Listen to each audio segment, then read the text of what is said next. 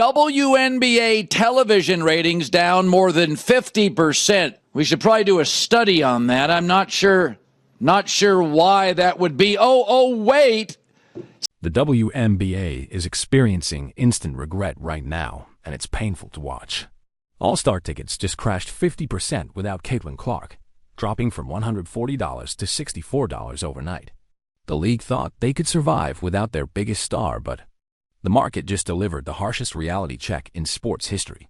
This is absolutely devastating. But before we get into this absolute financial disaster, let me know in the comments. Are you surprised that tickets dropped this much without Caitlin Clark, or did you see this coming from a mile away? For $140.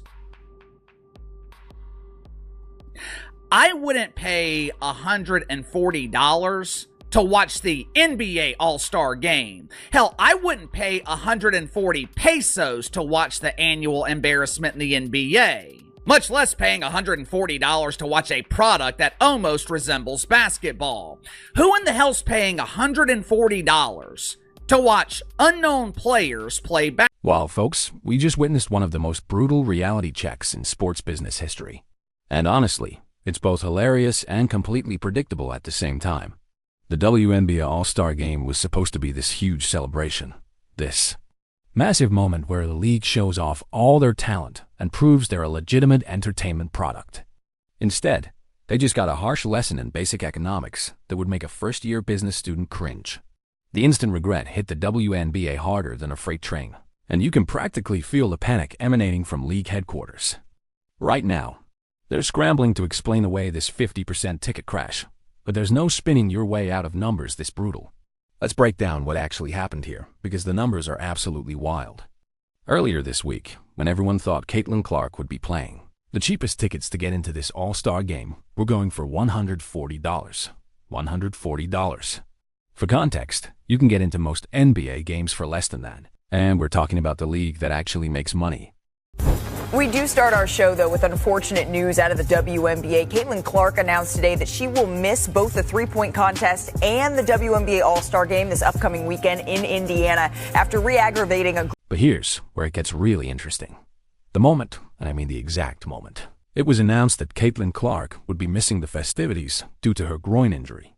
Those ticket prices started falling faster than a rock off a cliff. I'll tell you who, no one. Unsurprisingly, once it was announced that Caitlin Clark would be missing the festivities, once it was announced that the only star would be skipping the All-Star Game, ticket prices immediately fell into the pooper, and they have been circling the drain ever since, trying desperately. We're talking about a 50% drop almost overnight. Tickets that were $140 suddenly became $64. That's not a small adjustment. That's not market fluctuation. That's a complete collapse of demand based on one single player not being available.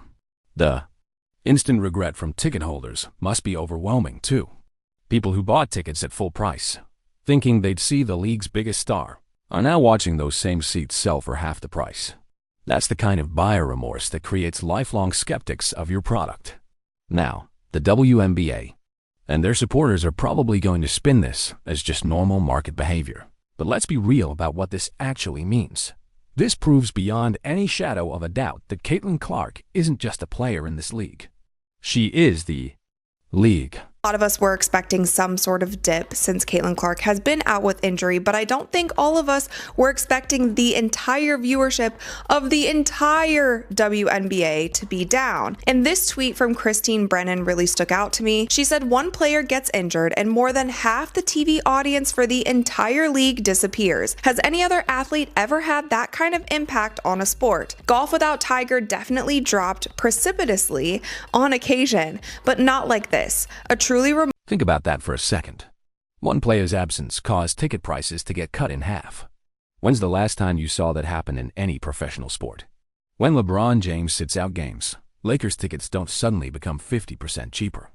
When Steph Curry is injured, Warriors tickets don't crash overnight. But in the WNBA, apparently one player is so important that without her, the entire product loses half its value immediately. That's not the sign of a healthy, diverse league with multiple draws. That's the sign of a league that's completely dependent on one person for their success. The really funny part is how the league has been trying to push this narrative that they're bigger than any one player. Kathy Engelbert and other officials keep talking about how the WNBA is a collective effort, how it's about all the talented women, how fans should appreciate the entire league. Well, the market just gave them a reality check that must hurt worse than any criticism they've ever received. The market, which is the most honest judge of value in existence, just told them that without Caitlin Clark, their product is worth exactly half of what it is with her. The instant regret from league executives must be eating them alive right now. They've spent months allowing rough play against Caitlin, letting refs swallow their whistles when she gets targeted. And now they're paying the ultimate price. Their failure to protect their most valuable asset has come back to bite them in the most public way possible. And this isn't happening in some small market either. This All-Star game is in Indianapolis, which should be a friendly crowd for anything Caitlin Clark related. If her absence can cause this kind of price crash in Indianapolis, imagine what would happen in markets that don't have any connection to her. The empty seats at the Skills Challenge and three-point contest were just a preview of what's coming.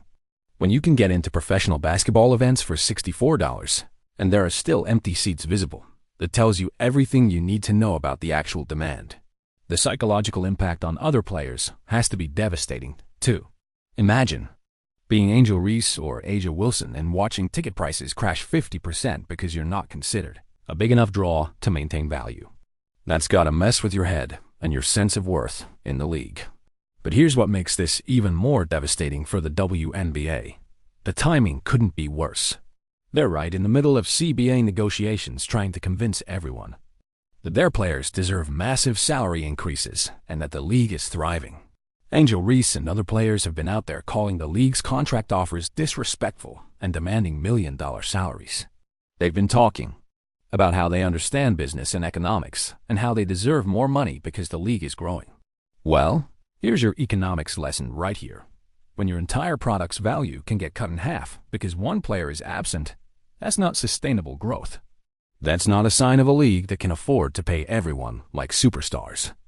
The instant regret from players who thought they had more leverage in these negotiations must be setting in hard.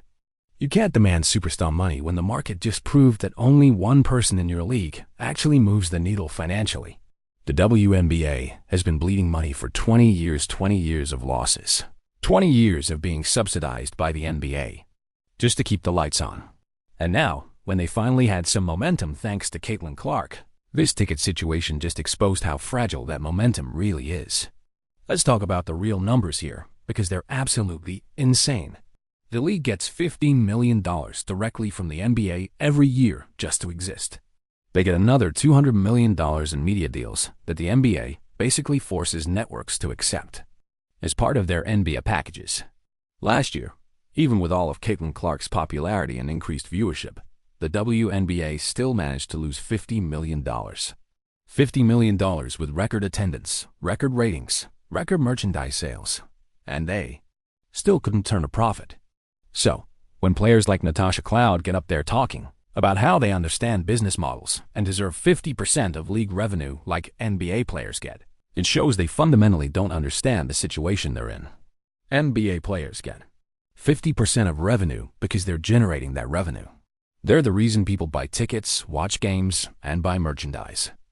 The WNBA players are asking for 50% of revenue that's largely artificial, propped up by NBA subsidies and forced media deals. The ticket price crash just proved that outside of Caitlin Clark, the actual market demand for WNBA basketball is much lower than anyone wants to admit. You can't demand NBA-level salaries when your product has minor league-level demand. The instant regret from sponsors and media partners has to be setting in too. They signed deals thinking they were getting a growing, sustainable product. But this ticket crash shows just how dependent everything is on one person's health and availability. And this is where the CBA negotiations get really interesting. WNBA players think they have leverage because of the unrivaled league offering them alternative income. They think they can play hardball because they have somewhere else to go. But if the All-Star Game, which is supposed to be the showcase event of the year, can't maintain ticket prices without one player, what does that say about the league's long-term viability? What happens when Caitlin Clark eventually retires? Does the whole thing just collapse? The players are demanding to be treated like legitimate professional athletes with legitimate professional salaries, but the market just showed that without. They're one actual star. They're back to being a charity case that people will only attend if tickets are cheap enough. The instant regret from fans who bought season tickets, thinking they'd see Caitlin Clark multiple times, must be overwhelming. When your investment loses half its value overnight because one player gets hurt, that's not exactly confidence-inspiring for future purchases. This ticket situation also exposes the fundamental problem with how the WNBA has been marketing itself. They've been trying to sell the league as a whole product, but the reality is that most fans are there for one specific reason.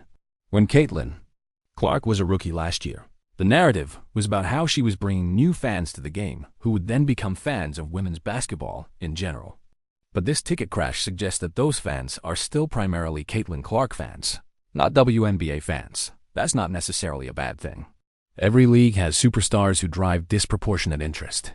But the WNBA seems to be in denial about just how dependent they are on her specifically. The attendance and viewership numbers from previous years support this too. Before Caitlin Clark, WNBA games were struggling to get 5,000 people in the stands. Now, Fever games are selling out, but other teams are still playing in front of mostly empty arenas. This all-star situation is just confirming what the data has been showing all along.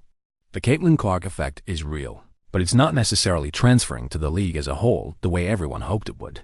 The instant regret from team owners who thought they could benefit from the Caitlin Clark wave without actually having her on their roster is probably hitting hard right now.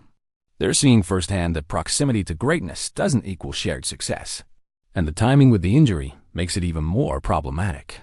This isn't Caitlin Clark choosing to skip the All-Star game or holding out for more money. She's injured because of the way the league has been officiated and the physical play that's been allowed. So, not only are they losing their biggest draw, but they're losing her because of their own failure to protect their most valuable asset. It's like owning a golden goose and then letting people throw rocks at it until it can't lay eggs anymore. The league has spent months allowing Caitlin Clark to get beat up on the court with minimal foul calls, and now they're paying the price in the most direct way possible. When your star player can't play because of injury sustained due to poor officiating, and that absence immediately cuts your revenue in half, that's a management failure of epic proportions. The financial implications go way beyond just this one event too. If all-star ticket prices can crash 50% overnight, what does that mean for regular season games when she's out? What does it mean for playoff games if the Fever don't make it? Or get eliminated early? The instant regret from television networks who signed broadcasting deals is probably setting in hard. They thought they were getting a product with sustainable star power, but this ticket crash shows how fragile that star power really is. The WNBA has been trying to negotiate new television contracts and sponsorship deals based on the increased interest from the past couple years. But if that interest is this dependent on one player's availability, it makes those deals much riskier for networks and sponsors. Imagine being a company that just signed a multi-million-dollar sponsorship deal with the WNBA, and then you see this kind of immediate market reaction to one player's absence. That's got to make you question whether you're getting what you paid. 4. The international implications are interesting too. The WNBA has been trying to expand globally and position itself as a premier women's basketball league worldwide. But if your premier showcase event loses half its value because one American player can't participate, that doesn't exactly scream international appeal. The comparison to other professional sports leagues is stark. When Tom Brady retired, and NFL ticket prices didn't crash. When Tiger Woods had his issues, golf tournament attendance dropped, but not by 50% overnight. When Michael Jordan retired the first time, NBA ticket prices adjusted, but didn't collapse. This level of dependency on a single player is unprecedented in modern professional sports, and it's not sustainable long-term. What happens when Caitlin Clark has a bad shooting night? What happens when she has a slump? What happens when she gets older and isn't quite as dominant? The instant regret from young players who thought they were part of a rising tide is probably overwhelming. They're realizing that their success is entirely dependent on one person's performance and health, which is not exactly a stable foundation for a career. The league has put itself in an incredibly vulnerable position by becoming so dependent on one player, and this ticket situation just exposed that vulnerability in the most public way possible. The media coverage has been trying to downplay this, talking about how it's still a sellout and how ticket prices dropping is good for fans. but that's missing the point entirely. The point is that professional sports leagues aren't supposed to have their value fluctuate 50% based on one player's availability. The fact that tickets are now affordable is nice for fans, but it's terrible for the business model that the WNBA is trying to build. You can't pay players million-dollar salaries when your ticket prices have to be slashed in half to maintain attendance. The instant regret from coaches who thought they could build sustainable programs without prioritizing player safety is probably setting in now. When poor officiating leads to injuries that crash your league's biggest event, that's a wake-up call about priorities. And this is all happening during what was supposed to be the WNBA's victory lap. They finally had mainstream attention, record viewership, sold-out arenas, and celebrity endorsements. Everything was pointing up, and then one injury announcement crashed their biggest event's ticket prices by 50%. The timing with the CBA negotiations makes this exponentially worse, too. Players are demanding massive salary increases, right as the market is demonstrating how fragile the league's financial foundation really is. Angel Reese calling the league's offers disrespectful looks pretty tone-deaf when tickets to watch her play just became $64 because the league's actual star isn't available. You can't demand respect that the market isn't willing to give you. The instant regret from other star players who thought they had equal drawing power is probably brutal. When the market tells you that your presence doesn't move the needle financially, that's a hard pill to swallow for any professional athlete. The league has been positioning this as progress, as growth, as proof that women's basketball is finally getting the recognition it deserves. But this ticket crash suggests that it's not women's basketball getting recognition. It's specifically Caitlin Clark getting recognition, and the league just happens to benefit from that. There's a difference between building a sustainable business model and riding one person's coattails. And this ticket situation suggests the WNBA is much closer to the latter than they want to admit. The empty seats at the skills competition and three-point contest were just a preview. When you can't even fill an arena for side events when your main attraction isn't playing, that's a clear sign of where the actual interest level is. This ticket crash just exposed the WNBA's biggest problem. They're completely dependent on one player for their success. The market doesn't lie, and it just told them exactly what their product is worth without Caitlin Clark. What do you think this means for the league's future? Drop your thoughts below. Hit that like button and subscribe for more sports business reality checks. Sources.